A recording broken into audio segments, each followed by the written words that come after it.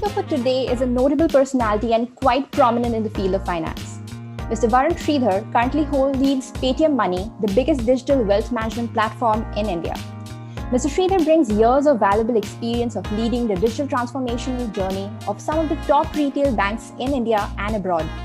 Prior to this, he served as the CEO of Fintech India, where he launched Realme Paisa, a fintech platform on mobile. And before that, he was with BNP Paribas for close to 8 years, where amongst other assignments, he supported the acquisition of Sharekhan. He's been associated with various other brands, including Deutsche Bank and Citibank as well. He did his MBA from SD Bocconi School of Management in Milan and graduated from the University of Delhi. So everyone, please join me in welcoming our guest for today, Mr. Varun Sridhar. The topic for today is finding your way into fintech. Mr. Sridhar, welcome, and the stage is all yours. Hey, good evening, everyone. Just doing a sound check. You're all able to hear me very well, clearly. Cool. Excellent. So first of all, very happy to be here. Circumstances are a bit strange, right? So I am actually in Goa, and I've been here for about 8 months. And I know Goa puts a smile on everybody's face, but I've been working from here, and I kind of when COVID hit, I decided to move to Goa, and I said, hey, if I have to work digitally, I would rather work from a place where the air is green, air is blue, the sky is blue, it feels nice, and everything else is nice, right? And then the cyclone came about a week back, right? And almost 5-6 days back, and I was COVID positive, and now I'm fine. But everything last 4 days has been up in the air. So I almost wanted to cancel the session. And from today morning, we've had no electricity in Goa. So there's nothing happening and there's no internet. So I'm really, I'm logging through my phone in the case something goes wrong. Apologies in advance. We will try and catch up and do round 2. But let's hope the battery stays and Airtel Jio do their job and, I do mine, right? So that's not the best opening introduction you could have got from a speaker, but hey, happy to be here. Okay, cool. So what we will try and do is I'll maybe take about 30 minutes to walk you through my life very quickly, to what I feel about fintech, how can you get in, and what's the fintech world looking like, what kind of skills are we looking at, and so on and so forth. Right, and then maybe we'll open up for questions. 15-20 minutes of questions would be great. Feel free to ask me anything personal, professional that you may want to ask. At the end, I'll hand over. I think Meenakshi has my mobile number. I'll hand it over on the chat to all of you. So that you can WhatsApp me directly if you want to later. You can write to me on LinkedIn, Twitter, as you feel comfortable. Okay, expect Goa's speed to hamper things a bit, but yeah, you'll get a response. Cool. So I'm a TAM. I'm about 40 to.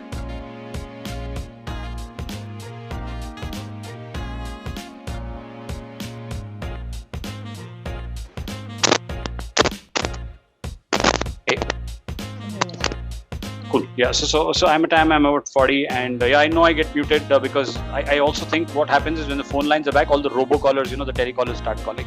वो भी problem है, right? So please bear with me. Right? This is like one of the worst infrastructure webinars I'm doing for anybody. Okay. So I started my life in Gurgaon. My father and mother both are teachers. If you know the school called MDI Gurgaon, my father kind of was the first professor starting the MBA program there. So I come from. My childhood was spent with business school books. I think when I grew up, my uncle and aunts were professors. At home was corporate finance books. All the stuff that you read in an MBA, I think, I was hearing about it since I was 10 or 12, right? So I think that's how my life got started. I bought my first stock at 16. My mom is the principal of Hero Honda group of schools, right? So she runs their schools, and she's dedicated her life to teaching rural kids. If you go to Rewari or Daruheda in Haryana and you tell Sridhar family, I think every girl child's parent will be afraid because my mom has ensured all girls there are educated. So, I come from a background where teaching is important. And then I somehow decided to do everything that my parents wanted me to do, right? When you grow up in that kind of environment, you do the opposite. So at 18, I decided to not do and become an engineer, not become a doctor, but I ended up going to a college called Bhagat Singh in Delhi, Delhi University. I got a very decent score, but I went there because I thought life there would be better, exciting. It was not studious, and I was tired of being with geeks, right? And, I kind of said, ho gaya, matlab, there's other things to life. And then, my father, however, forced me to do my chartered accountancy. So I gave my exams, I got a rank. And then 1 week before my inter exam, and I'm taking you way back in my life, I'm 40 now, I'm taking you 20 years back because I think it's important on the decisions I took, and you'll slowly see a pattern. And I think Fintech is as much about realizing and making a pattern happen in your life, right? And my pattern was, and you'll understand it slowly, but yeah. So 1 week before my CA inter exam, college was filing for elections. So there was this Delhi University Student Union elections, which are very important stuff. If anyone of you is from Delhi, you'll understand how tough it is. So I contested elections and I decided not to do my CA ever again. So in one day I decided, CA jitna mehnat kar liya, it's finished. And my father was a professor in finance. So I went home and told him, hey, I'm going to become a politician and I'm going to contest president. So the first thing I got was a slap, like every middle class family parent, right? So he slapped me hard and he said, "Ye matlab kaisa bhoot chada hai tumhe, and you should not do all this. What you should do is simply study, and that's your life, and you'll sleep and pass your CA exam. So do it." And I said, no, I've decided I'm a politician, and I never went back. And I contested elections and I won, right? And that is kind of nice. The 90% of students at that time voted. So it gave me a new whiff of life. It said, hey, you can take decisions contrary to running the great Indian race. And as I came in here, Meenakshi said, hey, you should talk to people about India is this huge fintech boom, and what should you do? But I took my first decision at 20 to do the opposite of what everyone else does, right? Like imagine a studious student deciding to contest elections in Delhi University, where all the fights happen, and leaving chartered accountancy, living a normal life, right? So obviously from that day, my parents kind of said, ye ladka to he's gone, and his life will never come back, blah, blah, blah. But life went on. I went on to then take my first banking job. One day I called my sister and I told her, hey, I want to join a bank. And so I started my first banking job in Cochin when I was 23 as a salesperson. So one of the salespeople you see or you block on Truecaller these days, but in a physical world. So I started selling credit cards, personal loans for Citibank, and that was my first job. So next time you see a sales guy or a sales girl and you talk to him or her badly, remember that person could be teaching you philosophy of life after 20 years, right? And so that's how my life started. I worked with Citibank for a bit. I worked with Deutsche Bank for a bit. And Deutsche Bank was my first startup. I was employee number, I think, top first 5 employees. And very young, I did not know what to do. So I was hired and they said, okay, we are launching a retail consumer bank. Get in and help. And when you work in a startup, you quickly realize that, hey, there is nothing called a job role. You come in the morning thinking you're doing product, but you actually end up serving tea, coffee to 20 people. You learn how to sleep on coffee tables. You learn how to do business analysis document, FSDs, IT specs. One time you're doing a presentation for a board. Second time you're trying to sell to your boss an idea, or third time to a customer. It doesn't matter. But for 2 years, I did everything that I could, and I had a fantastic time. And on the last day, I had applied for a job to do exactly the same thing with Deutsche Bank in China. Because by then I had been bitten by the travel bug and I was traveling like crazy. So I wanted to get out of India, and I tried and didn't accept. And they told me I'm not an MBA. So I said, oops, I quit Deutsche Bank the very day and I decided to give my GMAT. I got a very poor score. I got a 620 on GMAT. And everybody used to ask me during my admission interviews, are you actually Indian? Right? Because India mein to sirf IIT, IIM wale bacche hote hain, sabke 700 plus score aate hain. And I was not that type, right? I was not this very smart, super academic person. I was just simple, right? And so as I went in, I got a poor score, but I decided to join this school called SDA Bakoni. Back in my days, my school was not ranked top 100 in the world. Today it is ranked top 30 in the world, so it's a very elite school. So people tell me prestigious Bakoni school student, but back in my days when I made the choice, it was a very normal school. What I really loved about the school was that it was in Delhi where, 5-star hotel, there are multiple schools which come to display and say, hey, we are offering this, we are offering that. So in this specific school, Italian school, there's nobody, right? Like there's literally nobody standing. So all the parents were in all the American schools. So I went to the school and there was a very nice lady, I think she was 60, 65 plus, beautifully dressed. The stall was very good. She served me the best coffee and pain au chocolat I've ever had, or chocolate croissant. Right, and so I had it and I was like, dude, this is Italy, this is life. I asked her a bunch, she did an interview, I cleared it. She asked me a bunch of questions, and the only question I asked her was, how many Indian people are there in Italy? And by then I had figured that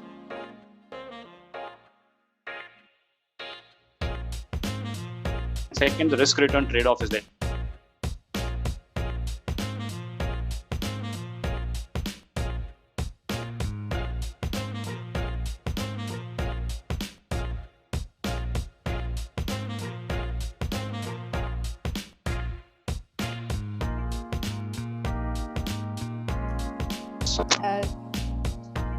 Can you hear me well? We can get you here. Now you can hear me? Yes, we can. Cool. Okay. Apologies. should I restart? It's better. No, I think it's cool. I think the participants can hear you now. If Okay. somebody can. Okay, perfect. Thank you. Yeah.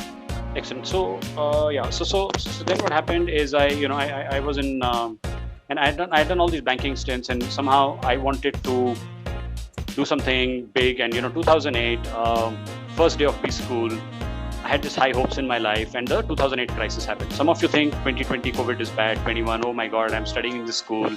I've spent money. This is nothing. You're at least able to chat, do LinkedIn, apply for jobs.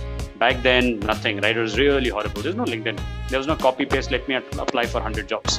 To get an email ID was the biggest task, and you had to search and hunt and be very skillful. And after that, to write a covering note. And then if you get somebody to answer you, you are great. I used to apply 70 jobs a day like that, right? And unfortunately, I never got a job. So at midway through my MBA, during my internship, I did a free internship at this place. It was called Value Partners. And I had done 16 rounds of interview with them. However, my internship got rejected for visa because the Europeans by then had implemented immigration rules. So there's no question of getting a job in Europe. And so they said, look, Varun, we've interviewed you. We really like you, but we can't take you. So I said, hey, why don't you take me for free in Dubai? I know you started an office. I will go myself, my flight tickets. And our school had a contract that if you do internship, you have to pay salary, you have to pay living costs, like we're students, right? So, and I said, no, I don't need anything. I said, at the end of my internship, if you agree to give me a chance, right? And if you say, hey, if you say, hey, look, I did a decent job, pay me whatever you can, right? And I will keep a tab of my expenses. But if you at the end of it feel that I've done a bad job, at least give me a letter saying I did it, because otherwise I will not get credits to finish my school. I was desperate, right? That was the lowest desperation you can have in your life. When you travel from India to Italy to study, and from Italy you go to Dubai, do whatever. So I went to Dubai. I struggled those 3 months. On the last day of my internship, my boss came and gave me a check. The check was 15,000 euros. You do the maths, it's easily over 12 lakh Indian rupees today. That was 2008. So maybe if inflation adjusted, my first 3 months internship was worth 30-40 lakh rupees. Right, and so I was very happy. So that night I went in Dubai, took the whole office to just Kavali. We partied, and I think I blew 80% of the money I made that day. And the reason for that was I got a job offer from them, and I was one of the first students to be placed, and I had my job. They said, Varun, 3 months you've done a fantastic job. We would love to have you.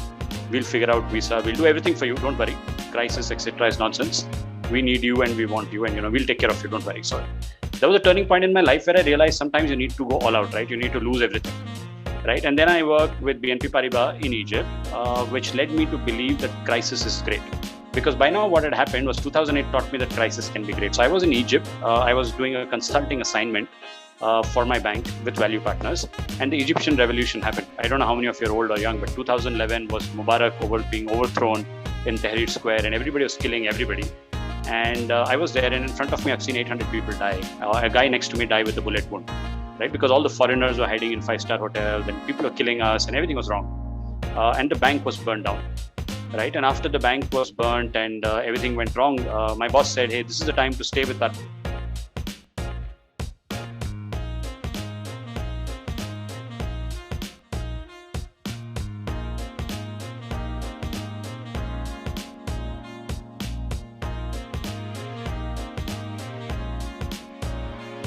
I think we've just lost him again.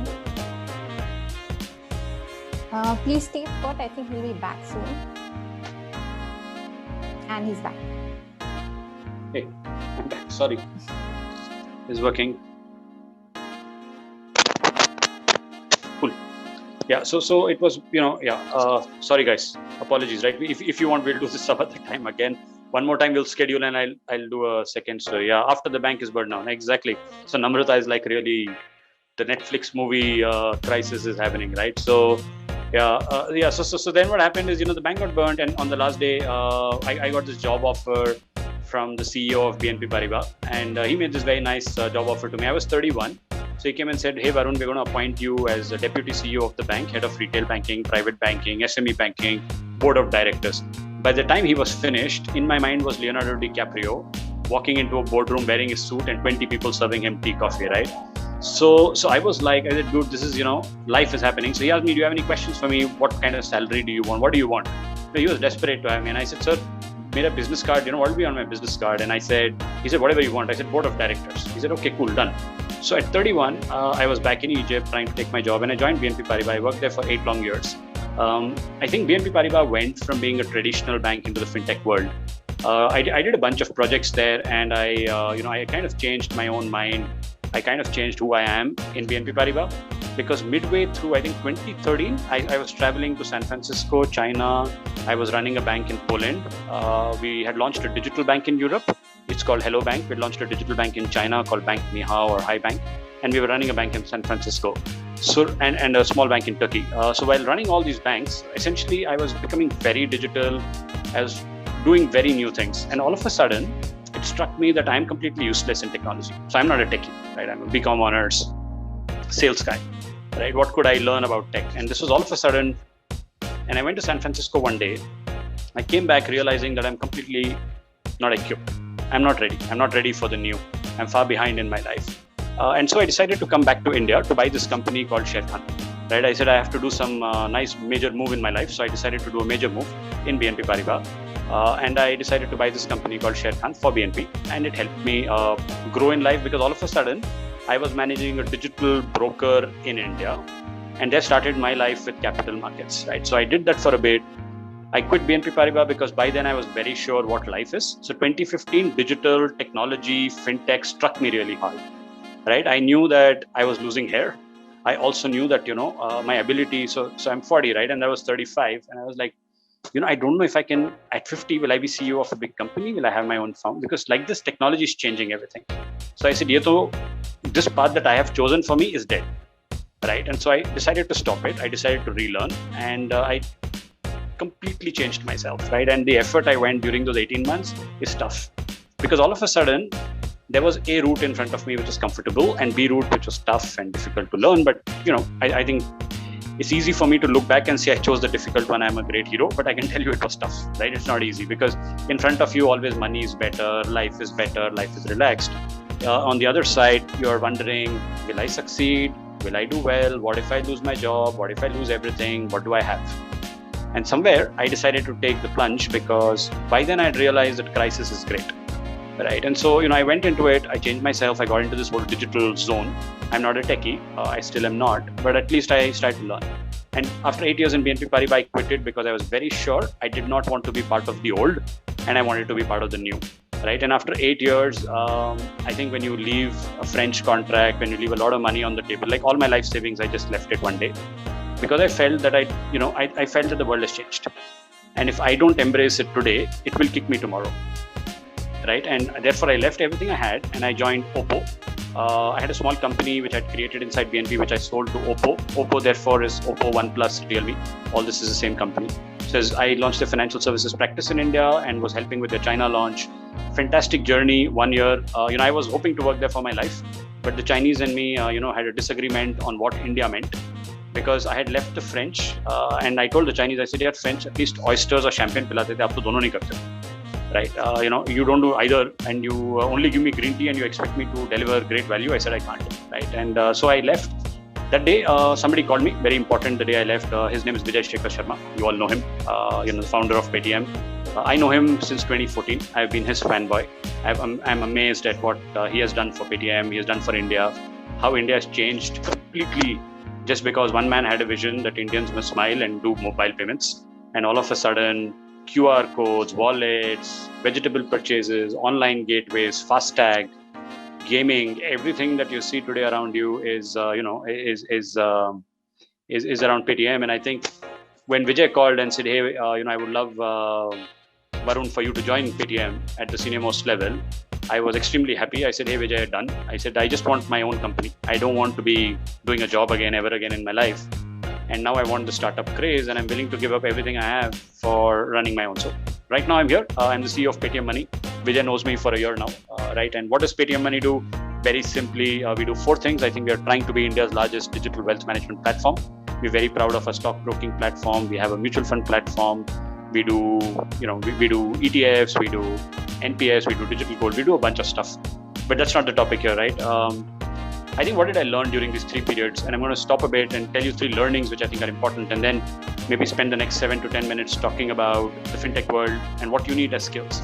But the reason I gave you this experience of mine is not to share with you my profile. I don't care, right? And you can look at Varun, the CEO, and say, great, But look at Varun, the normal person who's been through a lot of struggle, right? And it's tough. It's not easy at all, right? Am I doing well?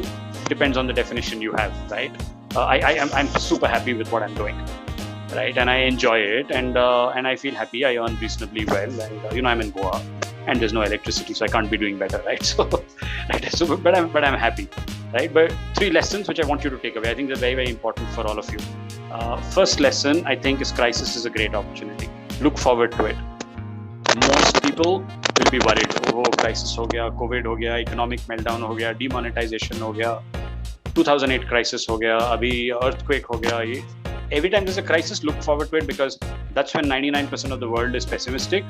And if you play your cards well, if you work hard, and if you have the right set of optimistic people around you, you'll do great business, right? And you'll create something nice for you and yourself, right? Obviously, stay safe for every single time.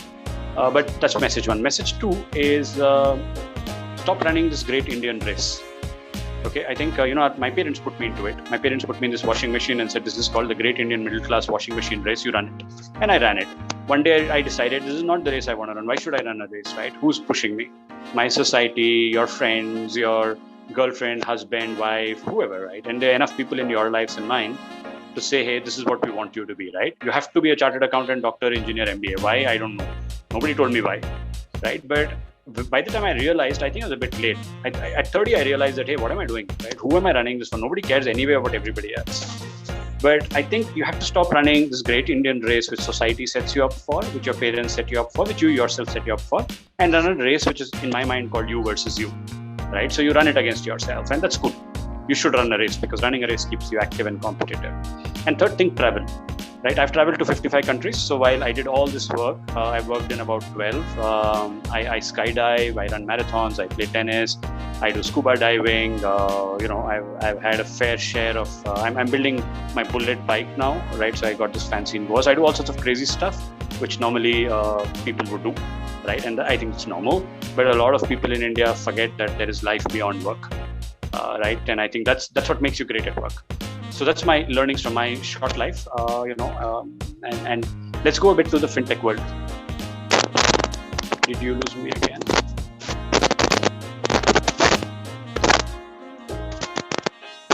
Oh, we can hear you. Oh, yeah, cool. I got frozen, so cool. Yeah, so the fintech world. What's the fintech world looking like? I think it's completely changed. There's nothing called fintech anymore. Fintech is a very old word. You all should stop using it. Okay, in 2015, it was cool to say fintech. 2021, if you say fintech, thoda sa uncool hai, right? I think those times are gone. Those days are gone. Now it's become normal, right? Everybody who's not fintech is in trouble, right? So I think now fintech has become wealth tech. If you're looking for cool words to speak, I think it's become wealth tech, lending tech, banking tech, etc., payment tech, and so on and so forth. It's got thinner. If you even want to go a step further, it's become techfin, right? Because essentially what's happening is technology is taking over. But in my opinion, what are the skills you need, and what can you do as students to enter the sector if you have not entered? And if you entered, how do you grow up, right? So I'll give you a few tips, not in any particular order, but I think it's the confluence of EQ, IQ, PQ, FQ, TQ, and TQ. Okay, so that's a rap song. Okay, IQ you all know, simple. EQ is emotional quotient. PQ is people quotient, TQ is technology quotient, TQ is data quotient, and FQ is financial quotient. Okay, I'll start with the last. A financial quotient, if you have a Gujarati friend, Marwadi friend, ask him or her, they will tell you what financial quotient is. It essentially means how do you run a business? How do you do 1:3? If you spend 1 rupee, you need to give 3 rupees back to somebody, right? And if your user gives you 1 rupee, he needs to take 3 rupees back from you, right? And so that's very simple business mathematics, which you learn in the streets in Gujarat, you learn on the streets in Rajasthan, you learn on the streets in Delhi, in a bunch of places, or in Bombay, right? In many other places, it's not natural. So get your financial quotient going, because most tech fins, fintech startups don't know how to build business models. They don't know how much money they make. They don't know how to make profit. So as a manager, or if somebody wants to get in, you need to get your FQ right, or your financial quotient, which means if I give you a very complex business problem, how do you make basic sense of it? Right, and it starts with you can run a kirane ka dukan if you want to figure it out, right? Second is data quotient, which is unique, right? I think the world has become very data driven. So as you enter, if you can't master data, if you can't think data based solutions, you are no longer skilled enough to enter the sector, right? So for example, if you don't know Python, if you don't know R, if you can't understand basic data, so you don't need to be a data scientist, but if you don't understand basic data sets, you can obviously depend on the data science team in your company or hire somebody or go on. But as long as you keep hiring, I think that was okay at my time. It's not okay anymore. Right now, the skill requirement has changed. So you need to think accordingly, right? And so you need to get your data quotient up and running. TQ, technology quotient. If you don't code and you are still able to learn to code, please learn how to code. If you can't code, at least learn technology, at least understand what's happening so you can ask the right questions, right? Because if you don't have TQ, DQ, FQ, IQ, PQ, you figured, an emotional quotient is an ability in a digital world to figure out PQ and EQ. Right? In the earlier world, what was it? Like, let's say, I see Meenakshi on my screen. I'll invite Meenakshi for a coffee. I'll sit with her. I'll figure out in 30 minutes, is she intelligent? Is she emotionally a good team player? Can she talk to people? Does she enjoy this conversation or not? It's easy. Now in Zoom, where you see half my body, okay, and I'll tell you a small thing. My team has not seen me. Okay, so I joined Paytm Money in Zoom. Okay, so CEOs can be hired on Zoom, and I've been hired on Zoom. My team has never seen me, and I run a very large company today across India. Nobody has seen me, right? So they see me like you're seeing me, and it's very tough to build PQ, IQ, EQ when you're working in a digital setup, especially when your customer doesn't want to show you his or her face, right? So all of a sudden, imagine Paytm's. Now imagine my situation at Paytm Money. I have all these clients who do stockbroking every day with me. Right, who do millions of trades and who come into futures and options, who invest in mutual funds, digital gold. How do I know their EQ? Such a tough thing to do, right? How do I know, does this person positively smile at the end of the app journey or he's frowning at the end of it? How do I know that? In an earlier business world, the manager is sitting behind the counter and saying, "Acha, acha, chai achhi bani hai." Now, how do you know when you've served the tea or coffee that the tea was actually good? Very, very tough challenge. So in a digital fintech world, the confluence of these 6 things will make a great manager, right? And I think that's message number 1 I want to leave you with. Message number 2 is go for the unknown. I think everybody, it is a simple question of risk return. If you go to a known place where everything is set, don't expect to say that you're working in a fintech, right? Like, I won't name some banks, but if you're working in a very large bank in India today, you're working in the digital department, kuch gadbad hai. Right? Digital department ही नहीं होना चाहिए. पूरा company digital है ना, right? The whole company, the whole world has changed, right? Just look at all of us. And if you have a digital department somewhere in your company, that means that's the wrong company to work for. Because essentially they are saying that the old world will still exist and we will embrace the new. It's like saying I'll climb the mountain. Imagine mentally make a graphic image that on your leg, on your anklet, I tie this huge gym weights, right? So these gym weights which big people do. So I tie 10 of them and then I tell you climb the mountain. You're struggling, you can't climb the mountain. All of a sudden I release those from your feet. Your feet are strong enough, you build the muscles to go all out and faster, right? So companies which embrace the new will succeed, and I think that goes for candidates. Most people I interview, so I'll give you an example. Last 6 months, we've interviewed 1,400 people for jobs. We've taken 140, okay? And taken doesn't mean offered. Taken means whom we invited and had proper interviews with, etc. So we've interviewed 1,400. We've done a second round of interview for 140. We've made 43 offers. Okay, out of which only 22 joined me. So the 43 I wanted, 21 said, "Hey, Varun is not for me, Paytm Money is not my thing." And that's also cool. I appreciate those people, right? Because at the end of the process, they figured, we are not the kind of people, or this is not my kind of company or work. And that's perfectly fine, right? So I'll tell you why. So I run a team of 350 people only. My nearest competitor's team is 2,500 people. Right, so when we got into stockbroking, we reduced the price of per trade from 20 rupees in India to 10 rupees, half. How did we manage to do it? So somebody keeps asking me saying, how did you do it? I said, hey, I have only 1/10 the number of people and we are 80% technology or product. And so we work and it works, right? And it works. And I have one customer, at least in 99% of all PIN codes in India. So technically, we are bigger than SBI or Indian Post Office as far as reach is concerned, right? So the point I'm trying to make to all of you is, can you still hear me? Somebody said lost you. You can hear me. Okay, cool. So I'll carry on. Yeah. So I think that's the second point. And third point, I think, like I said, go for the unknown, right? Don't go for the known. And last comment I would make is travel like crazy, do new stuff. Because if you don't do new things, you'll not even know. You yourself have kept your level of risk limited. So taking risks makes you better, makes you happier, gets you a better career, happiness, money, whatever you're looking for, right? But the fintech world is fantastic. Last statement, 2020 to 2030, in my opinion, is the single best decade for wealth tech, in which I work, or lending tech, in which Paytm works, or payment tech. I think if you are thinking of these 3-4 verticals for the next 10 years, I think it's the single best 10 years in India. So yeah, so welcome to that side of the world if you want to. But thank you, and thank you for bearing the connectivity, but I'm happy to take any questions that you have. Thank you so much. Very energetic portfolio. And plus, I see there are a lot of questions which are coming in. So I'll start off with the first question. And this is regarding the quotients that you just said. Arokya Raj has a question that how do we improvise the PQ, IQ, and EQ? Well, I would tell you, in a normal circumstance, meet people. Right, and I don't know how many people you meet, but I think I've traveled to 60 countries, right, and I speak a bunch of languages. I can tell you, if you drop me into China, you drop me into a war zone, I think I'll take maybe 3 hours to have my first friend, and I'll find a place to sleep, right? And when you do that, you're able to embrace the new. So when I join a new company, right? So when I joined Paytm Money, imagine my challenge. I'm digital. I have never met my team, new CEO, and they don't want, obviously, new CEO comes with fear, comes with everything.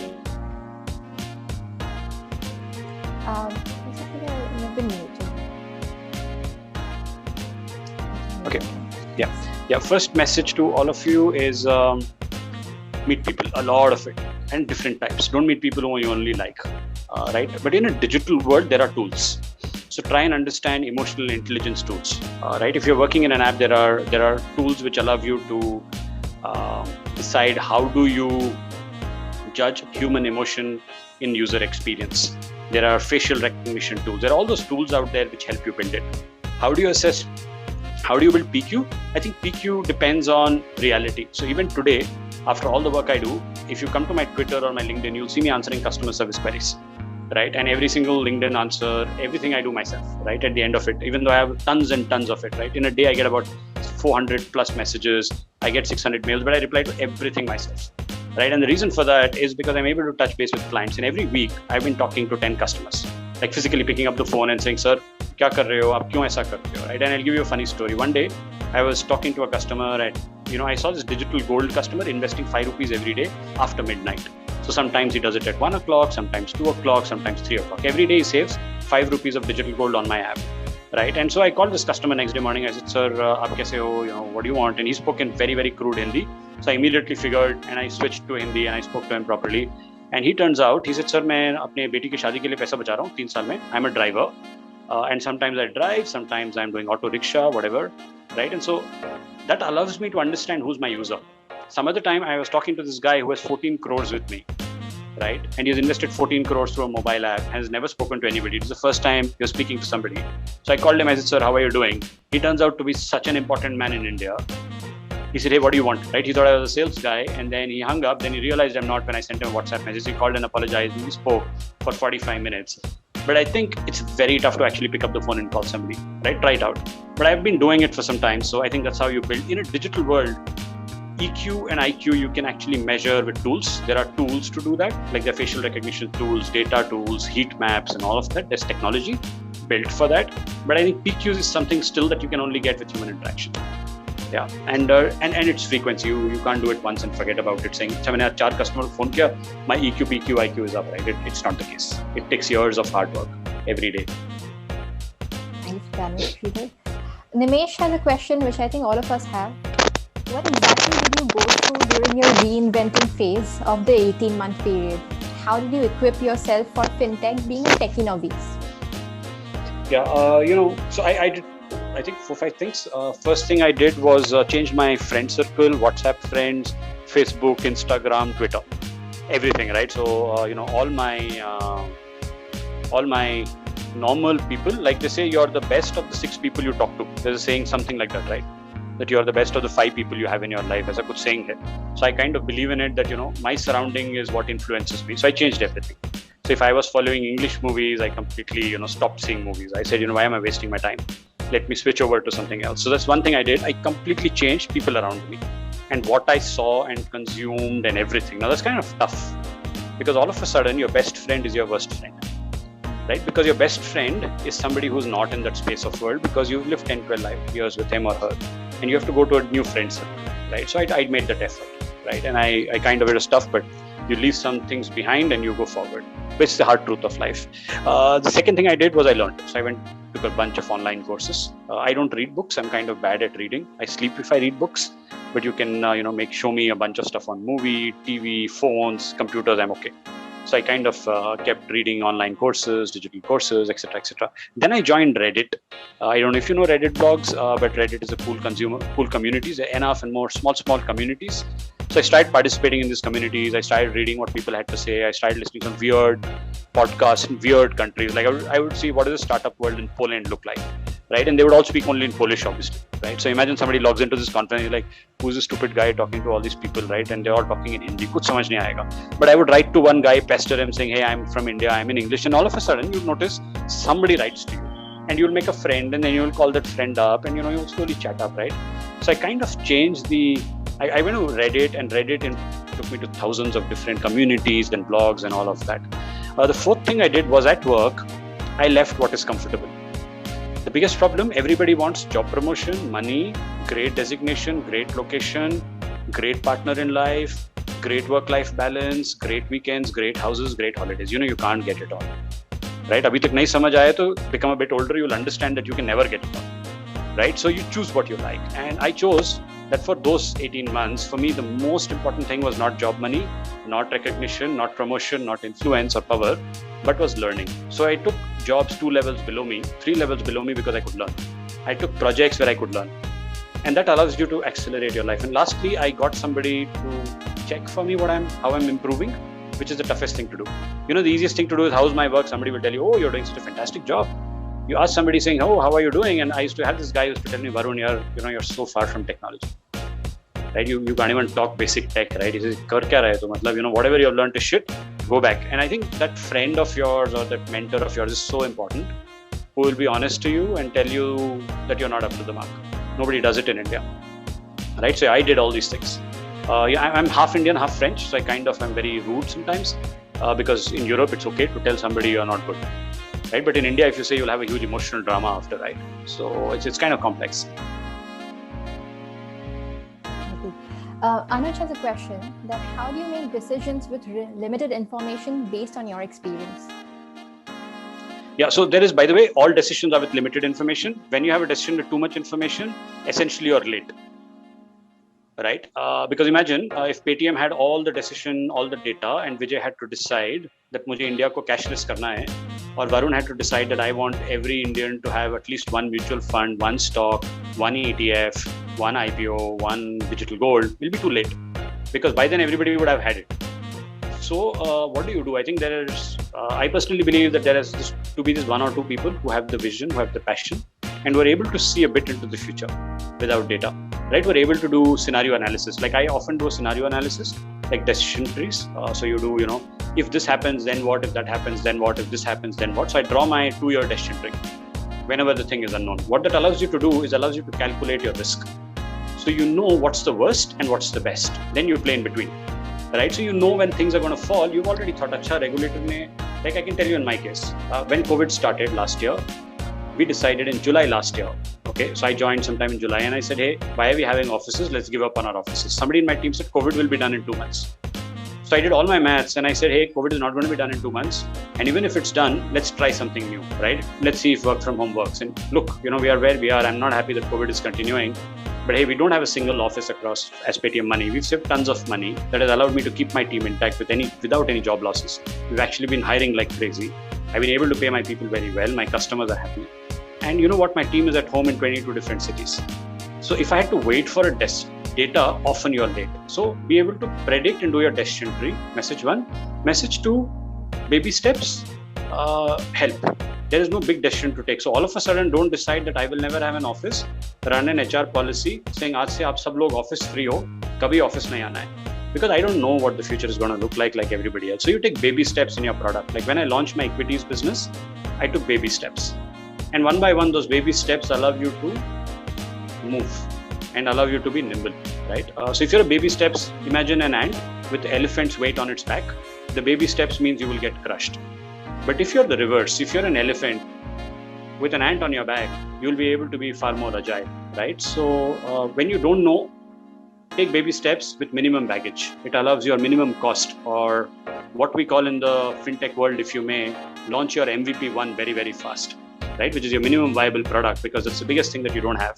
So be very fast in launching it. Akshat has a question that he is also from the capital market background. And he has a very basic question that will Paytm Money launch quant funds? Paytm still providing basic services that a person can easily get from any private broker. And he also thinks that quant is the future. Yeah, so what was the name of the person who asked this question, please? Akshat Tyagi. Yeah, so Akshat, I think very good question. You obviously trade, and I appreciate that. The question is very good. What does Paytm Money do today? I'll comment about that a bit later, but I think, will Paytm ever provide quant-based funds? I don't think so as Paytm Money, because as Paytm Money, I need to be a regulated asset management company, right? So an asset management company is not Paytm Money, right? We are a broker. What we are, however, going to do is we have already started a project called Open API, or REST APIs as we call it. What that essentially means is my broking platform can now connect to anybody who has an interface, which could now mean an algo trader, which could mean a quant-based futures options derivative. So let's say you're doing, and I'm going to go a bit technical, let's say you're going to do supply, price, demand, supply-based trading, right? And you want to run an auto algorithm saying, jab bhi demand zone, supply zone create hota hai, the transaction should get executed. Is this easy to run? Very easy to run. What we're doing is giving an open API platform. So we're almost becoming like an app store, where anybody who has a trading strategy across India can come in, and the user can then execute that. And that, I think, is going to be the next wave of technology that we are building, which will allow us to be truly cool, right? Because otherwise, I have to give you my strategy, and who says we are gods? We are not, right? If I knew the market, I would be playing it. Why would I be working in it, right? And but I don't know the markets, and nobody in the world does. So our job is going to be to enable users with the platform where you can do all of that. Right now, you asked me a second question saying, hey, what else is Paytm Money providing? So yeah, we are thinking of, we very recently launched a video first community, wealth community. So it's like the TikTok of wealth management. So you can go there and start seeing videos, and people are transacting live, speaking live, training live. And yesterday or today, I think there was a session on, will charting be dead because quant will take over all charting? And I put a tweet on it saying, I think the answer is yes. So it was a very interesting session. So yeah, so I'm looking forward to it. I think we will enable our users rather than give you advice directly. Thank you. Vikrant has a question that what is the biggest challenge that you foresee in the near future for fintech companies, or should I say tech fin?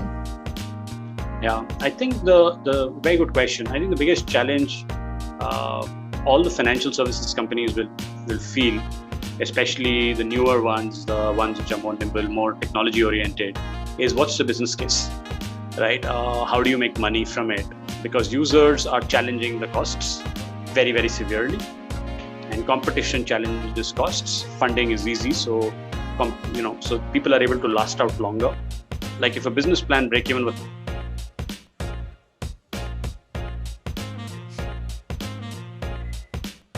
Mr. Sridhar, I think we lost you. I think I got frozen. Yes. Am I back? You're back. Good. Yeah. So I think the biggest challenge is going to be business model profitability in a tough time, and I think it is going to be tough, but that's the single biggest challenge. I think the rest India is capable of, and maybe a second challenge is people. Surprisingly, there's no talent. There are no good product managers. Like I told you, out of 1,400 people, we took 40. There's something wrong. These are all proper engineers. They've all been well educated, but something is wrong in the education that we are getting. That when they are coming to this new market, they are a bit dated in skills. So I often notice the best ones are the ones who've got self-training going. They're all very focused. They have been in these blogs. They know that if I don't know microservices or I don't know how to do data analysis, I won't make it. Right. Thank you. The next question is from Sanchita, that would you invest on a project home on wheels in India? Sanchita, personally, I would, like, if it's my money, I'm waiting for RV. I don't know if that's what your question was. Like, will somebody have RVs? I've done RV tours. I don't know if you have, but I have done RV tours, and I think it's super cool. India is, with the highways getting completed, with infrastructure and security becoming a bit better, because I would worry about security, hygiene, and safety, and connectivity. I think some of these things in India are starting to get fixed. And I don't know if you know, but Vijay has invested in this company called Yulu, right, which is the urban mobility project. So would I invest in, personally, if I had the money? I don't, right? But personally, I blow all my money on travel anyway. But if I had the money, would I invest in a mobility on holidays? Definitely. I think it's a kick-ass business, and it'll have a very, very high ROI in near future. I think it'll take 5-7 years for it to mature, like Zoom car, because infrastructure has to get created. But once it does get created, there is too much of FOMO in India, which is fear of missing out, that everybody will do it. So I'm kind of confident on that business model. Vinay has a question that how do you manage work-life balance, and what personal sacrifices did you have to go through to reach to this level? Yeah, so a bunch of sacrifices. And you never go through sacrifices for work. Okay, remember that. Now it's a strange thing, right? You go through sacrifices because I personally like my work, right? So I enjoy it, and I often tell everybody that my first love is my work, right? And I kind of get up in the morning, and when I don't feel happy, I don't work. How do I manage it? I think I know what I love, and I know what I don't like. So I know I love travel. I know I love adventure sports. I know I love partying. So once in BNP Paribas, I took 6 weeks off, and I partied all the way in Europe, all the way from Ibiza to Mykonos, and the only thing I did for 6 weeks was party and enjoy. But I think you need to know, and it comes with a bit of discipline on where you want to draw lines. Like when COVID happened, I said, hey, I have to work hard, right? And I have to keep work going. I'm not going to stop it. But if I get a great opportunity to work in Goa, like right now I see blue skies, a beach, and a banyan tree. Come on, guys, I have the best view in the world, and I see all of you, right? So I think you need to know where you have to draw your lines, and as long as you're drawing it correctly, you'll be happy. So yeah, but I think most Indians confuse that I have to work hard to succeed. It doesn't mean that you don't have to work hard, but I don't think you have to work hard all the time, because you don't realize that the other part of life, which we call work-life balance, actually life, is far more important. And when you start enjoying it, when you start socializing, when you start partying, you will learn so much more. Like the best business ideas have.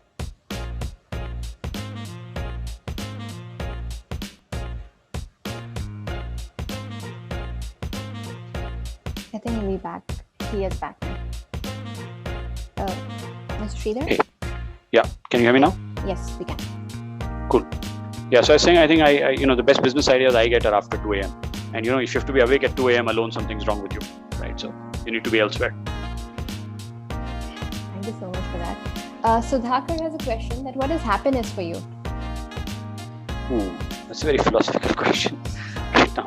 Okay, by the way, Meenakshi, in about 8 minutes, my board meeting will start. So I'm going to log off in exactly 6:59. Okay, so I'll answer this question, and then maybe we can conclude.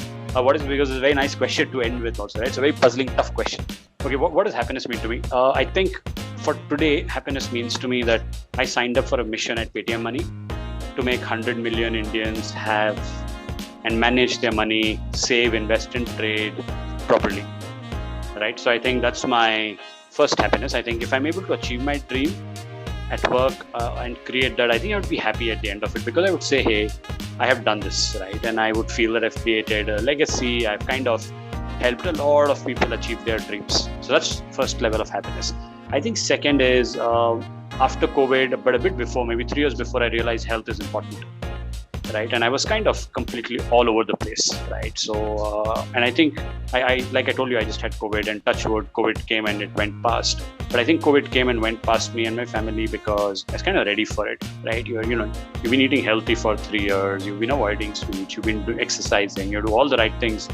I'm sure COVID also comes and says, hey, okay, this guy is, a bit better. And I think that's important. So health and having my health the way I am for the next 20 odd years, I think is important, right? And that's happiness for me. And the third, I think, is at the end of my life, whenever that is and wherever that is, I hope, that I end up going out with a bunch of friends And so those friends are friends for life, and that you can only do when you start today, right? So I have a bunch of friends and who I like, and I would like to keep them, right? So, and friends for me is family. Otherwise, they are anywhere not needed, right? Oh, that was beautiful. All right. As said, that was the last question. But Mr. Sridhar, we actually have about 30 more questions. So if that's okay with you, I'll get in touch with you later with those questions. Yes, in case please. time permits. Yeah, what we could do is you could tell the people, please. I can type my number out. Can I do that? Is it possible? Sure, you can. Of course. If I chat, if it says all panelists, I'll do all panelists and attendees. I think that's easier. Wait, guys, I'm just going to do a.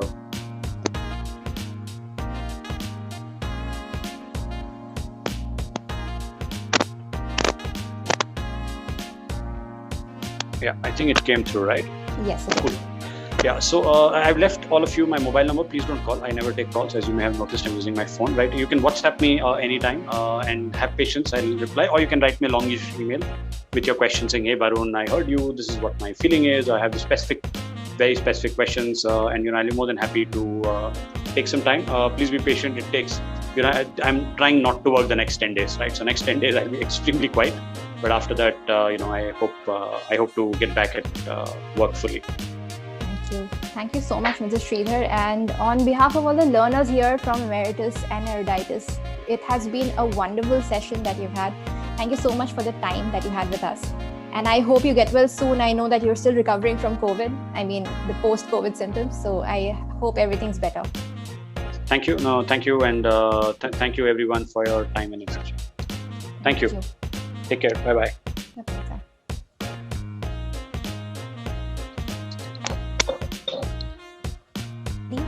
Trust me, he's a little more